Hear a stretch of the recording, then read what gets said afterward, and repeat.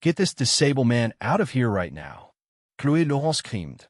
She knocked Devin Cross's water flask onto the marble floor of the Aegis Capitol lobby in Boston on a gray autumn morning. Devin, a black single dad in a wheelchair, only wanted to quietly test the real face of the company his daughter would inherit. But Chloe's disrespect started a major conflict.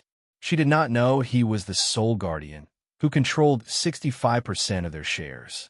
This incident forced Devin to start a cleanup mission, stripping power from those who abused their authority. Despite facing bad security, fake financial papers, and angry board members, could the CEO scream, "Save the receptionist," from her deadly mistake? To understand that cold morning, we need to go back 6 hours. The story starts in a small apartment on Marginal Street, East Boston. It was 6:15 in the morning. Rain tapped softly on the window glass. Devin Cross opened his eyes first. He rolled from his bed to his wheelchair with practiced ease. His arms were strong from years of this quiet routine. He rolled toward the kitchen without waking his daughter. The apartment smelled like fresh coffee and buttered toast. A small radiator clicked and hissed in the corner, fighting off the morning chill. Devin made 2 slices of toast and warmed a glass of milk. He moved through the small space like a man who knew every inch of it. Outside the kitchen window, a delivery truck rumbled slowly down the wet street. Somewhere in the building above, a pipe knocked twice against the wall. Devin barely noticed these small sounds anymore. They were the quiet music of his everyday life. The walls told a story of their own. Crayon drawings covered nearly every surface. One drawing stood out above the rest. It showed 3 people holding hands under a smiling cloud. That cloud was Sarah, Devin's late wife. She died 3 years ago in a terrible car crash. The same crash took Devin's ability to walk. Devin sat at the small table and opened his bills. The electric bill read $314.28.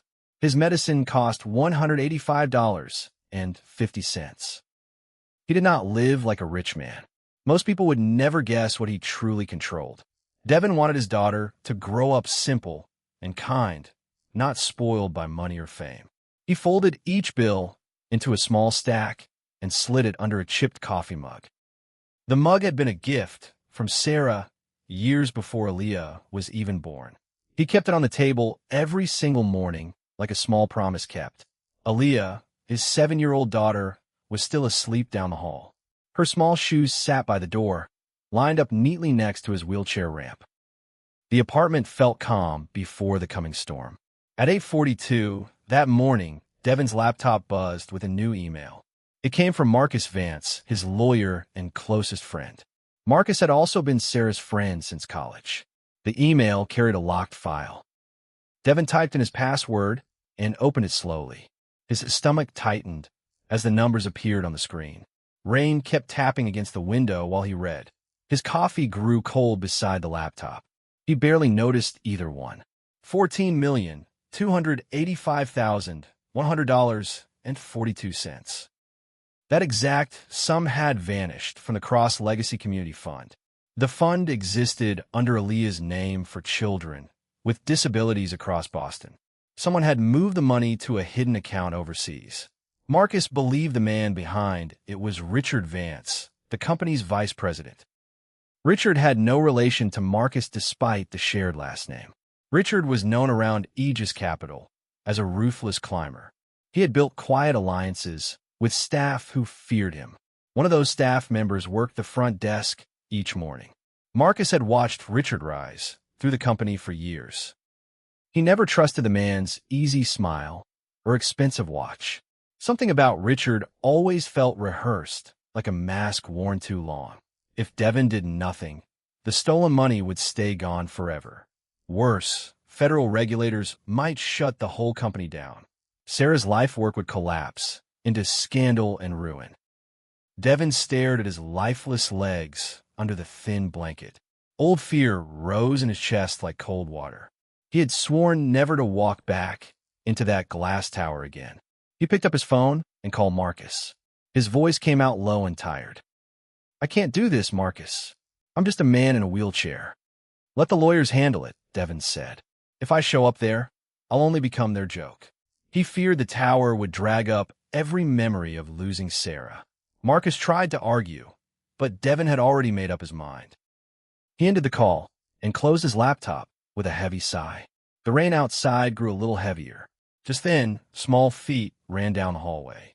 Aaliyah burst into the kitchen, still in her pajamas. She wrapped her arms tightly around her father's neck. In her hands, she held an old steel water flask.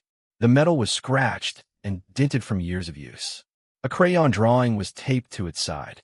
The drawing showed a superhero sitting proudly in a wheelchair. Underneath, in careful handwriting, it said, "Super Dad, my protector." Aaliyah had made it herself the year before. She looked up at her father with wide, trusting eyes. "Daddy, are you going to see the people at Mommy's building today?" she asked. Devin blinked in surprise. He had not told her anything about the email or the meeting. Children somehow always seem to know more than adults expected. Mommy always said something special about people in wheelchairs, Aaliyah continued softly. She said you see things that people standing up forget to notice. "Please take my flask with you," she added, pushing it into his hands. "I filled it with ginger tea, just how you like it." Her small words hit him harder than any legal document ever could. Something inside Devin shifted quietly at that moment. He looked at the flask and finally nodded. "Okay, baby girl," he said, his voice steady now. "Daddy will go check on Mommy's building today." Aaliyah smiled and hugged him one more time. After breakfast, Devin rolled to his closet and changed his shirt. He chose a worn khaki jacket, clean but clearly not expensive. He wanted to look like an ordinary visitor, nothing more. He locked his wheelchair safety strap and checked the flask on his lap. Devin planned to book an appointment under a fake name. He wanted to test the lobby exactly like any stranger would. He looked at himself in the small hallway mirror. His jacket was clean but plain. No fancy watch, no expensive shoes, just an ordinary man heading out into the rain. If Sarah's legacy had rotted from the bottom up, he needed proof. Real proof meant experiencing it himself, not reading about it in a report. He rolled toward the front door and out into the rain, the wheels of his chair splashing softly through puddles gathered on the sidewalk.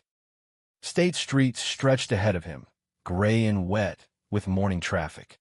Cars hissed past on the slick pavement. Umbrellas bobbed along the sidewalk like small dark boats. The Aegis Capitol Tower rose 50 stories above the harbor.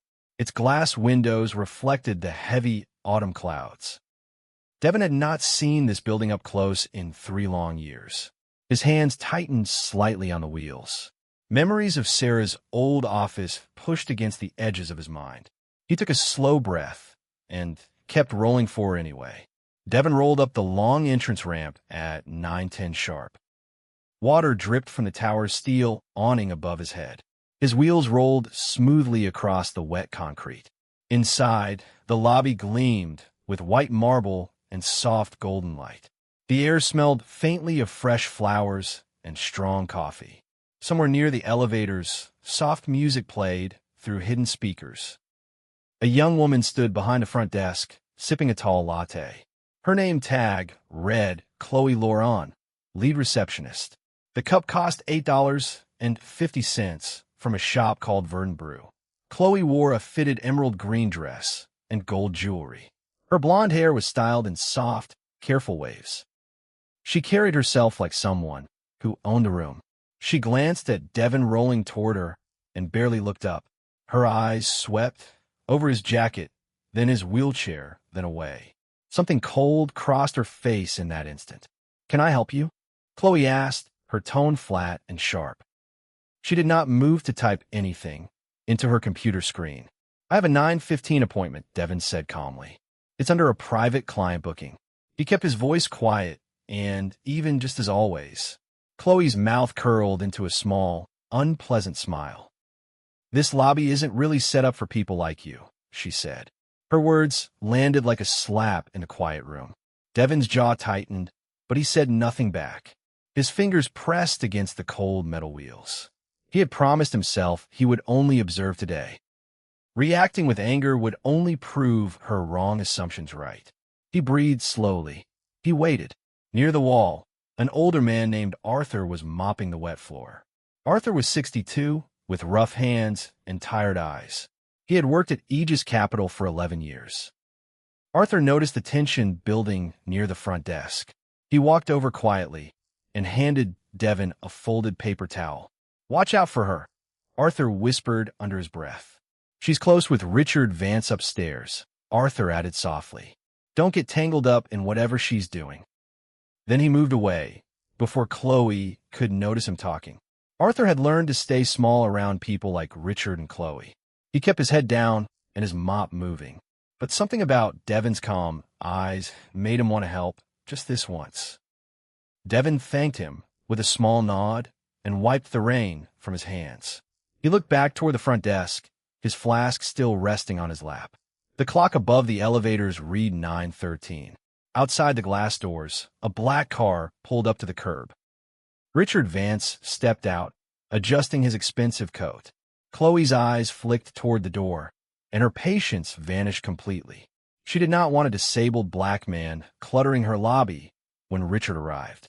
Her eyes darted toward the front doors, then back to Devon. Devon pressed again, asking politely to see someone from the client relations team. His calm voice only seemed to make her angrier. Her cheeks flushed a deep, hot pink. "Sir, I need you to leave right now," Chloe snapped, stepping around the desk. She reached down and grabbed the flask from his lap without warning. She hurled it hard onto the white marble floor. Ginger tea splashed across the polished surface in a wide, steaming puddle. The flask rolled twice and stopped in it on one side. Devon's chest tightened as he watched his daughter's drawing crumple against the stone. For a moment, the whole lobby seemed to go silent around him. Even the rain outside felt farther away. "Security!" Chloe shouted, waving toward the far wall. "Get this man out of the lobby immediately." Her voice echoed off the marble columns above them. For security guards moved quickly across the open floor. Nearby visitors stopped walking and stared, whispering behind their hands. Nobody stepped forward to ask any questions. Devon gripped the wheels of his chair, refusing to move on his own. His knuckles turned pale against the cold metal rims. He was not going to run from a mistake that was not his.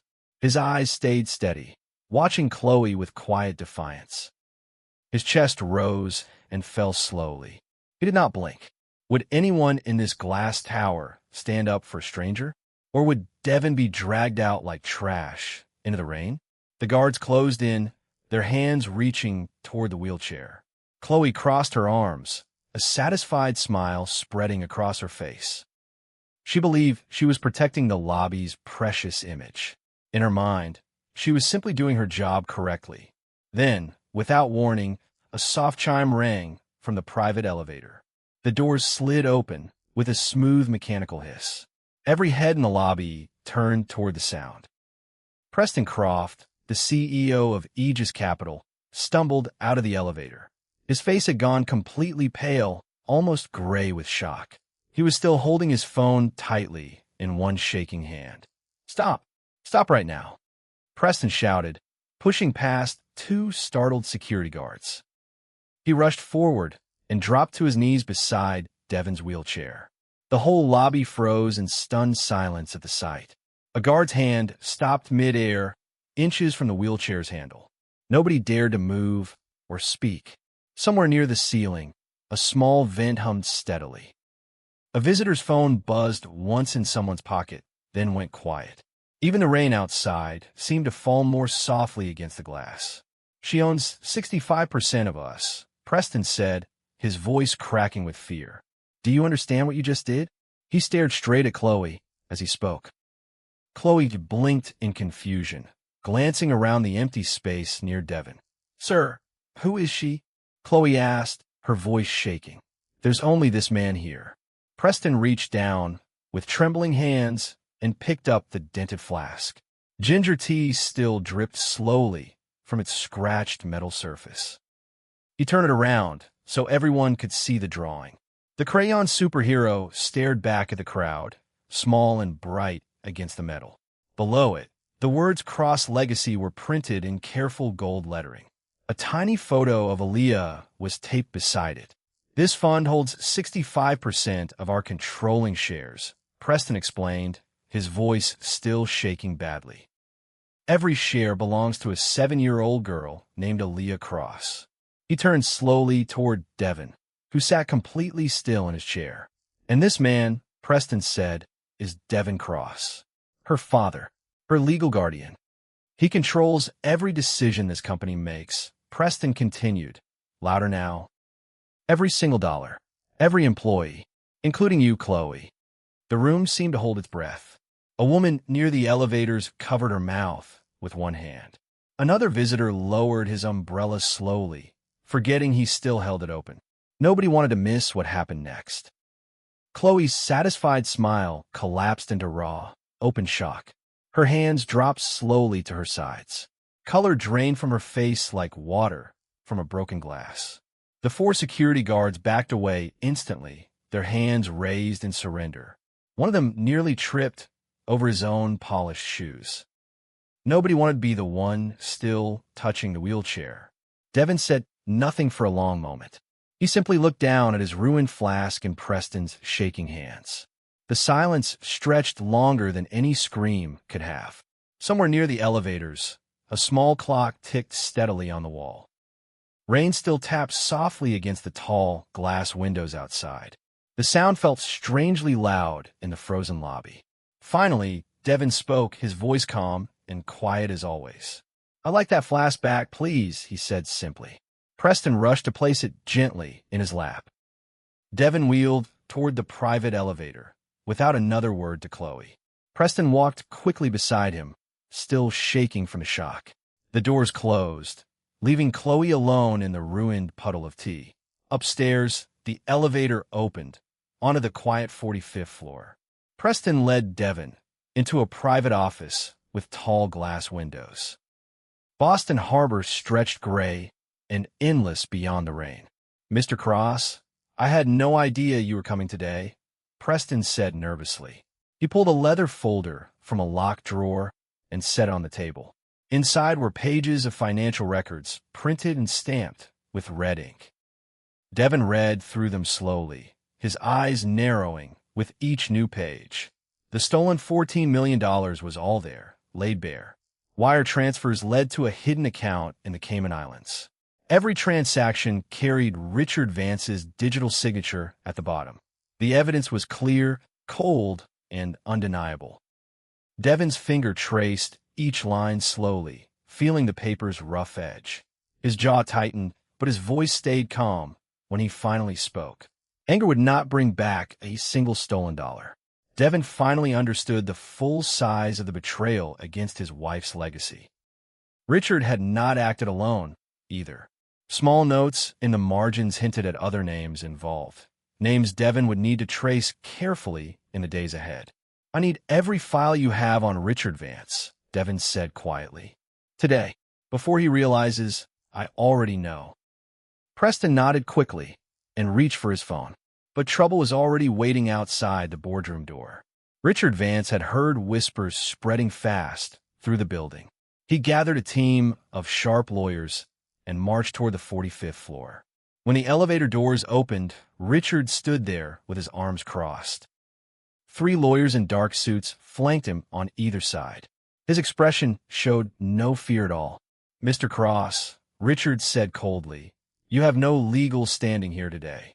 His voice carried the same practiced arrogance Chloe had shown downstairs. "There's a clause buried in our company bylaws," Richard continued, smiling thinly. "It states a guardian judged mentally unfit after trauma cannot vote on major decisions." He had quietly added that clause 2 years earlier, hidden deep in legal language. Richard believed nobody would ever notice it until this exact moment. His lawyers nodded firmly behind him. One lawyer opened a thick folder and slid it across the table. The pages smelled of fresh ink and cold paper. Richard tapped his polished shoe against the floor, waiting for Devin's answer. "You're disabled, Mr. Cross," Richard said, his voice dripping with false sympathy. The market will see you as unstable. Your shares will become worthless overnight. Would this hidden clause be enough to strip Devon of everything? Could one buried sentence undo his wife's entire life's work? The tension in the room grew heavier with every second. Devon studied Richard's face carefully, searching for any hint of doubt. He saw only cold, practiced confidence staring back at him. Preston shifted nervously near the window. The lawyers exchanged quiet glances, waiting for a reaction. But Devon had one card that Richard did not know about. He reached into his jacket pocket and pulled out a small black drive. It was a secure digital key, hidden safely for exactly this moment. Sarah had created it herself before she passed away. "My wife built this system," Devon said quietly, wheeling toward the boardroom's main terminal. "She knew someone like you might try something like this someday." He plugged the small drive into the port beneath the conference table. A quiet chime confirmed the connection had been accepted. Lines of code scrolled rapidly across the large wall screen. "This drive holds Sarah's original founder override," Devon explained calmly. "It cancels any bylaw added, without full board approval." Richard's confident smile began to fade slightly. The screen flickered, then displayed a new financial transaction in bright green letters. $14,285,100.42. The stolen money was moving again, this time backward. A small fan inside the wall screen buzzed steadily as the numbers climbed. Preston leaned forward, his mouth slightly open in disbelief. Nobody in the room dared to break the silence. Every dollar flowed steadily out of the hidden Cayman account. It returned directly into the Children's Disability Fund, where it belonged. The number climbed higher with each passing second. Richard's face turned pale as he watched his crime undone in real time. His lawyers shuffled uncomfortably, unsure what to say or do. The confident mask he wore began to crack completely. Then the boardroom door opened again, this time without warning. Marcus Vance walked in first, his expression firm and focused. Behind him came two federal agents in dark jackets. "Richard Vance," one agent said, stepping forward with quiet authority. "You're under arrest for wire fraud and embezzlement." The words landed heavy in the silent room. Richard's lawyers backed away instantly, distancing themselves from their former client. Cold metal handcuffs clicked shut around Richard's wrists. His face had lost all of its earlier arrogance. He opened his mouth to argue, then closed it again. There was nothing left to say. The agents led him out, through the same doors he once walked, through with pride. Down in the lobby, word of the arrest spread through the staff like fire. Chloe stood frozen near the front desk, still stunned from the morning's events. A security officer approached her with a folded letter. She opened it with shaking hands, her eyes scanning the printed words quickly.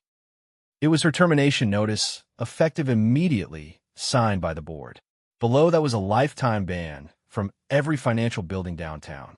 Chloe's knees weakened, and she gripped the edge of the desk. Everything she had built her identity around was gone in one single morning. Her golden hair suddenly felt heavy and meaningless. Around her, co-workers whispered quietly and looked away. Nobody stepped forward to comfort her this time. The marble floor beneath her feet felt colder than before. Hours later, the storm outside finally passed, leaving the streets glistening under pale sunlight. Devon rolled out of the tower's front entrance, calm and steady. His day of quiet testing had uncovered far more than he expected. Near the corner, he saw Chloe standing alone under a dripping awning. Mascara had streaked down her cheeks from crying. She looked smaller now, stripped of all her earlier pride. Devon rolled toward her slowly, stopping a few feet away. Chloe flinched, clearly expecting anger or harsh words from him. She braced herself, waiting for the worst. Instead, his voice stayed gentle and steady. It surprised her more than any shout could have. "Ms. Laurent," he said quietly, "expensive clothes don't make a person valuable." His words carried no cruelty, only calm and simple truth. He reached into his jacket and pulled out a plain white envelope. Inside was an address for the Boston Children's Rehabilitation Center, still under construction. Devin had planned to fund it long before that morning. "If you truly want to make things right," Devin said, "go there. Volunteer, unpaid, for 6 full months." Chloe stared at the envelope, unsure what to say. "Learn what real dignity looks like," he continued softly.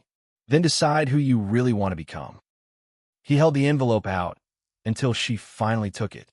Chloe's hands trembled as she held the paper close to her chest. Tears fell freely now, but they felt different this time. Something inside her seemed to shift, quiet and slow. "Thank you," she whispered, barely audible over the sound of dripping water. Devin simply nodded and turned his wheelchair toward the street. He had said everything he needed to say. That evening, the cleanup at Aegis Capital continued without him. The board voted to fully restore every stolen dollar to the Children's Fund. New rules were written to protect every guardian and employee equally. Staff meetings ran late into the evening.